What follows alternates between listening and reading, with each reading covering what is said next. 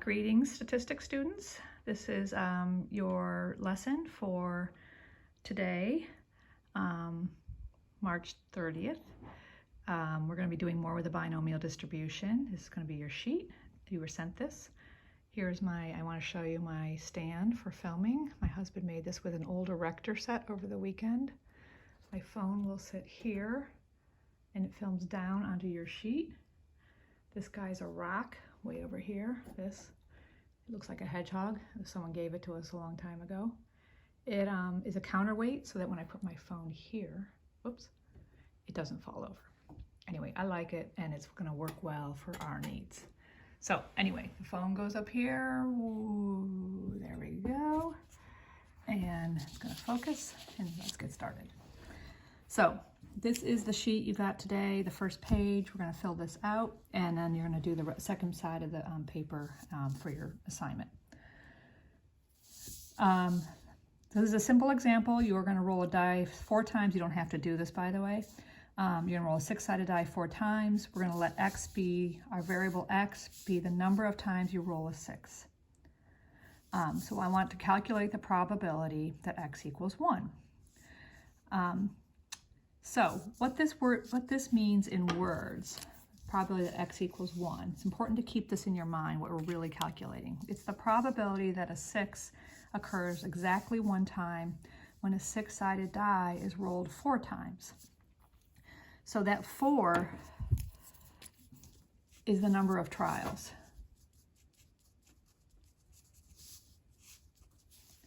And a trial, I want to remind you from what we did last week, is 1 roll of the die. In the binomial distribution world, you think about repeating a chance process over and over, and each time you repeat it is a trial. That word is used a lot in medical experiments, which we're going to get to.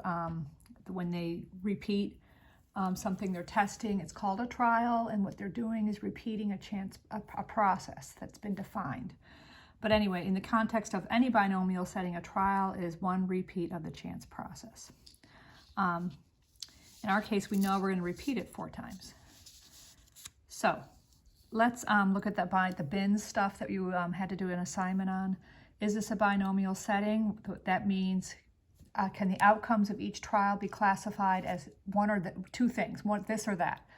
And the answer is yes. And you usually call one thing a success. We're going to call a success, which I'm going to use S for shorthand, is a 6 is rolled. A failure, which we're going to use F for failure as shorthand, is a 6 is not rolled. And by the way, the failure in a binomial setting will always equal S complement. In other words, those 2 things make up the whole solution set for any one roll. Either you got a 6 or you didn't. So that's binomial setting, it's binary. Is each trial independent of all other trials? The answer is yes. When you roll a die, the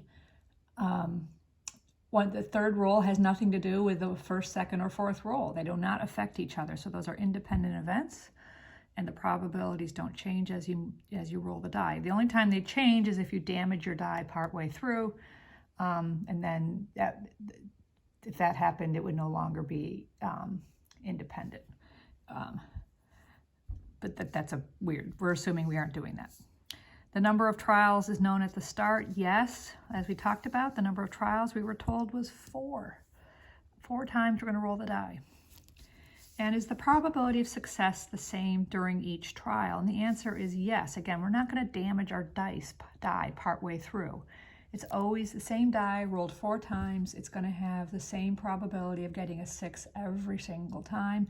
And that probability of success, which in binomial formulas is usually referred to with this little p that you learned about last week. These mean the same thing in the binomial world. Little p is the probability of success. That is 1 out of 6, because it's a 6-sided die. And the probability of failure is always 1 minus p, because they're complements, and that's 5 out of 6. There's 5 other numbers you could get, and that would be called a failure in this setup. So those are our probabilities that we're going to need. To get the probability that x equals 1, we're going to list all the ways we can get 1 6 on 4 rolls of the die. you could get a success right away. Remember, big S means success. A 6 is rolled. So we got a 6. But F means a 6 is not rolled. So not 6, not 6, not 6. That's what that means. It means success, failure, failure, failure. But in the context of our problem, it means 6, not 6, not 6, not 6. Another way it could happen to get exactly 1 6 is failure, then a success, then a failure, then a failure, and so on. You'll see that these are the 4 ways you could have 1 success. Now, the probability that x equals 1 is the sum of these probabilities, and that's because these are mutually exclusive events. If I rolled the die 4 times and got a 6 on the first one and not on the next 3, that is different than saying I got a 6 on the second roll but not on any of the others. These can't happen at the same time. They just aren't the same. So from chapter 5, we learned that when you have mutually exclusive events and it's an or situation, you can add up the probabilities. So this probability is the probability that this happens, or this happens, or this happens, or this happens.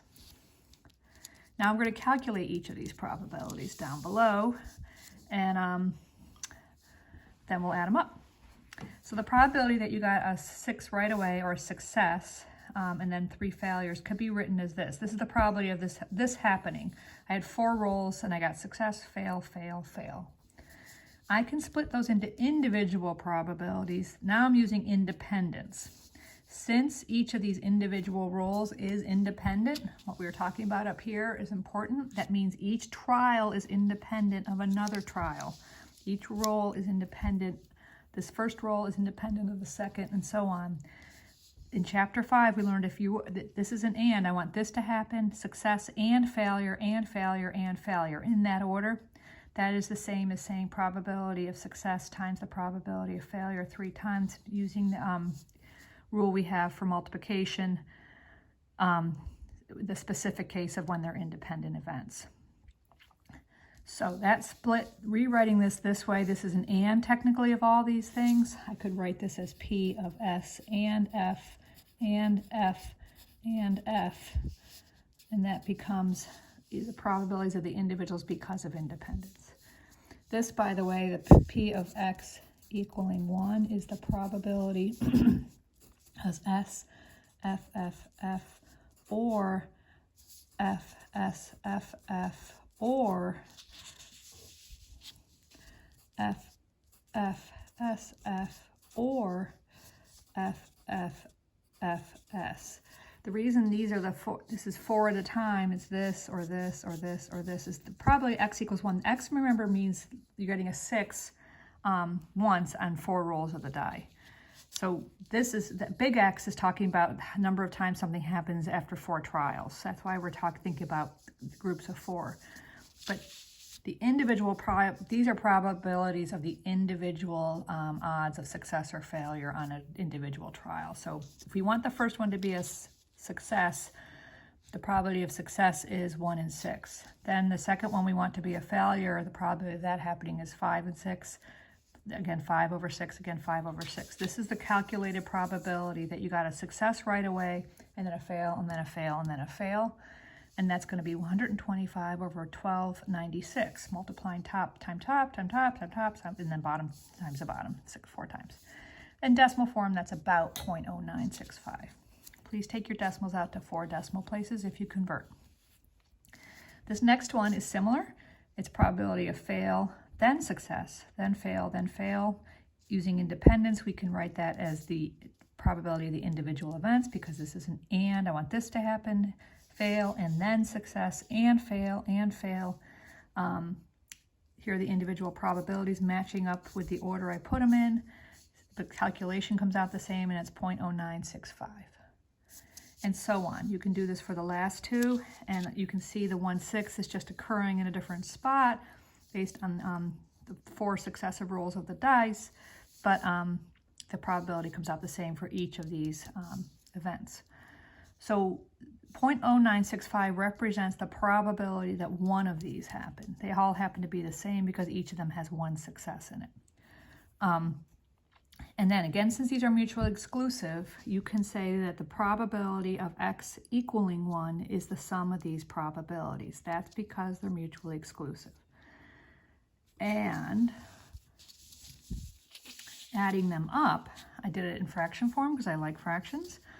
I get these 4 fractions added, which are the same, so you can view that as 4 times 125 over 1,296. I reduced the 4 with the 1296, so I get 125 over 324, and I get about 0.3858. So that is P of x equaling 1, okay? That's the probability. It doesn't mean that the dice came out 1. It's the probability that our random variable x equaled the number 1. And don't forget the random variable x, the possible outcomes of x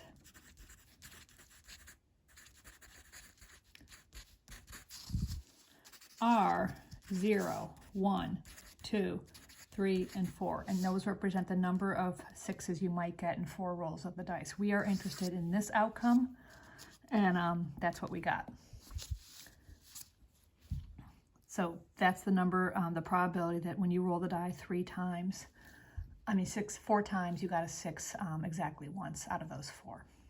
I hope that sort of makes sense based on the underlying probabilities. Your homework is to do this next sheet, which changes, same problem, but changes. Instead, we're going to find the probability that x equals 3. Go through this process carefully like we did. It's laid out just the same as when we did it with x equals 1. Once you kind of do that, I want you to do these 3 problems at the bottom. Same variable of x, same setting, but find out the probability that x could equal 0, 2, or 4. So by the end of this, you'll have the probabilities of all of these, okay? And those 5 probabilities should add up to 1 because they describe all the possible outcomes of our random variable x. If they don't, something went wrong. I will send you the correct answers sometime tomorrow. Thanks.